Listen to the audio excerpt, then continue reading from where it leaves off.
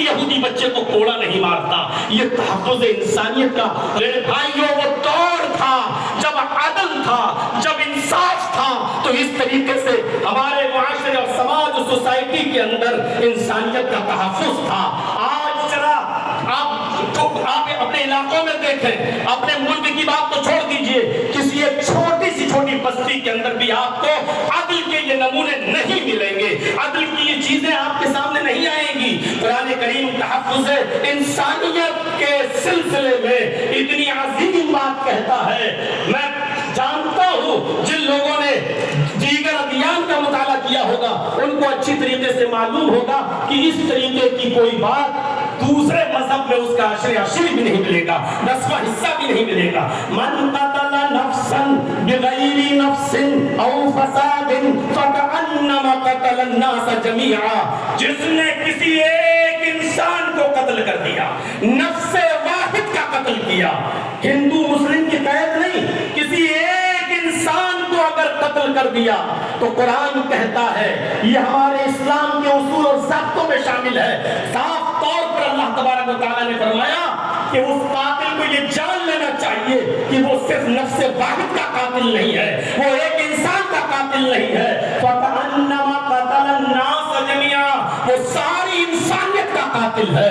ذرا تصور کریں, اس سے اگر مسئلے نکالیں تو بہت کچھ نکالے جا سکتے ہیں. ایک انسان کا قتل پوری دنیا کی انسانیت کا قتل. یعنی اگر آپ نے کسی ایک انسان کو اس کی ماں کی گالی دے دی تو آپ اس اکیلے کو گالی نہیں دے رہے ہیں, پوری ساری کائنات کی انسانیت کی ماں کو آپ گالی دے رہے ہیں. اگر آپ نے کسی ایک انسان کو ستایا تو ساری کائنات کے انسانوں کو آپ ستا رہے ہیں. یہ ہے اسلام کا تحفظ انسانیت کا نظام.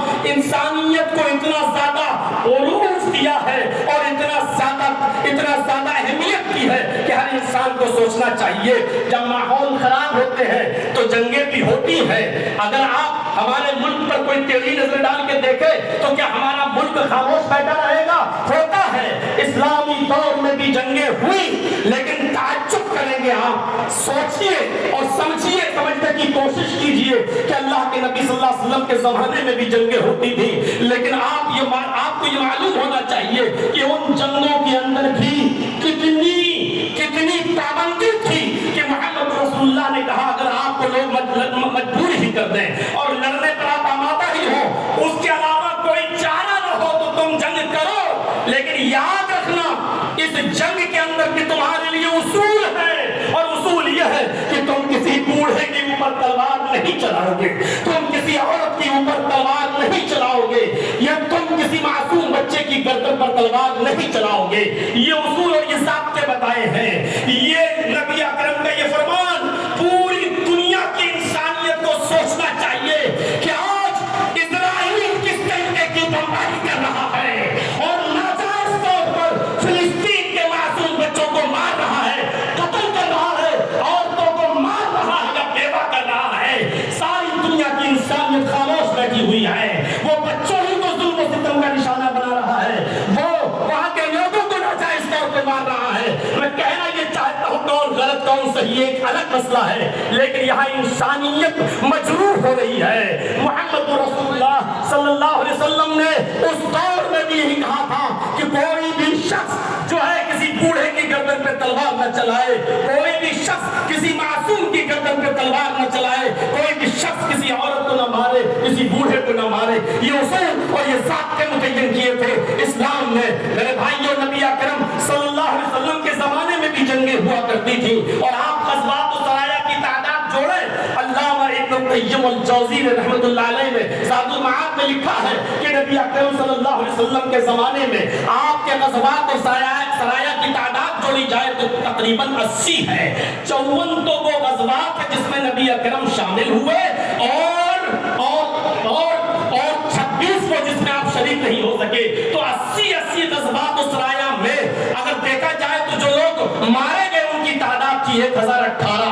80 جنگوں میں وہ بھی غیر مسلم اور مسلمان دونوں کو جوڑا جائے 1018. اگر 80 سے ڈیوائیڈ کر دو تو 13-14 بھی ایک جنگ میں نہیں پڑ رہے ہیں. تو یہ تھی تحفظ انسانیت کا میرے بھائیوں ایک معیار جو اسلام نے متعین کیا ہے. اللہ تبارک و تعالیٰ سے دعا ہے کہ بارے الہ ہماری خطاؤں کو معاف فرما کر ہم तहफ़्फ़ुज़ की बका के लिए हमें कोशिश करने वाला बना दे। वमा अलैना इल्लल बलागुल मुबीन व आखिरु दअवाना अल्हम्दुलिल्लाहि रब्बिल आलमीन। अस्सलामु अलैकुम व रहमतुल्लाहि व बरकातुहू। माशाअल्लाह जज़ाकल्लाह खैरल जज़ा। ये तो बहुत प्रोग्राम खत्म हो रहा है, लेकिन उससे पहले करारदाद बहुत अहम चीज़ होती है। तो